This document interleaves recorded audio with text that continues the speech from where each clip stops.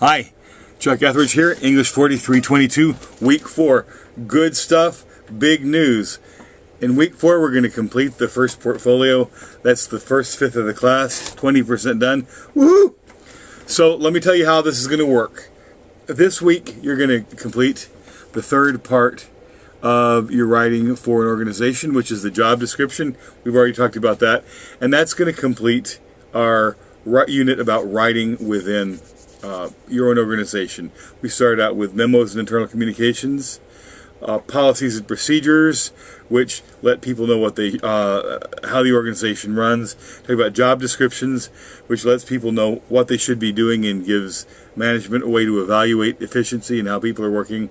And then, so what's going to happen this next week? It's going to be a little bit different. And every week we complete a portfolio. It's going to be done this way. So on Tuesday, we're going to follow the same procedure.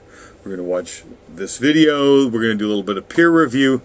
But then on Thursday, we're going to go ahead and finish the final draft of our job description. And then we're going to write a reflective memo, in which you reflect upon what you've learned for this unit. You could talk a little bit about what you've learned in general about writing in a nonprofit agency from your reading, from your writing, from your own experiences as well. Talk a little bit about each of the genres that we wrote. Talk a little bit about your memo. Talk a little bit about your policy and procedure. Talk a little bit about your job description, how you did things, why you did things, what challenges you faced. And then just sort of a summing up, this is where I'm at. This is how I feel like I'm doing. These are the questions that I have. And that combined with your 3 internal writing documents is going to be your first portfolio. Then we're going to move into writing for the media. Now, we talked about writing internally to writing for the public. Now, the way a nonprofit organization manages its media presence is extremely important. It's how we as nonprofits look to the outside world. What we're going to do is the tried and true public service announcement genre, which you'll hear on radios or often see on TV. And it's a short 30-second spot about some aspect of the organization. Often events are good things, or this is what we do, these are our services, or call us. We're going to look at and hear some examples of that as well.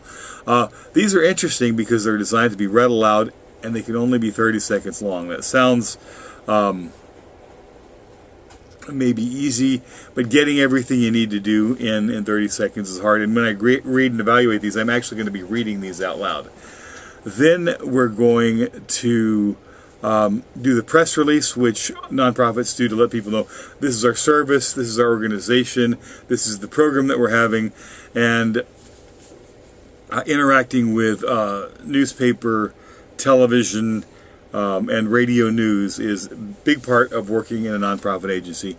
And then we're also going to talk about the social media, and we're going to write some professional or nonprofit-based social media posts, because the way an organization handles its media presence is very important and very proactive. I'm going to give you 2 brief examples. You probably don't hear about the Susan B. Komen Foundation much anymore. They were the breast cancer awareness one. And the Wounded Warrior also, the Wounded Warrior Project also was much in the news about a year ago about misappropriation of funds. And the point isn't whether they are good or bad organizations.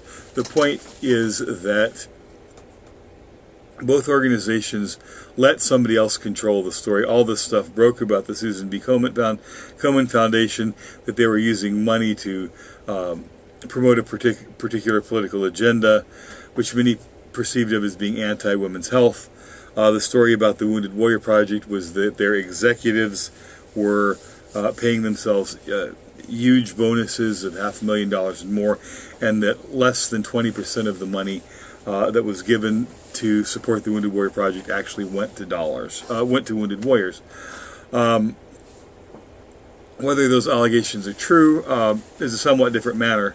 In the case of the Wounded Warrior Project, it was, but the point is, in both cases, the story went on for a week or weeks without either organization countering. Now, Susan B.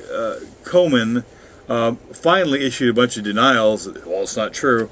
And then they lost a lot of donors. The Wounded Warrior Project eventually said, you know what, you're right.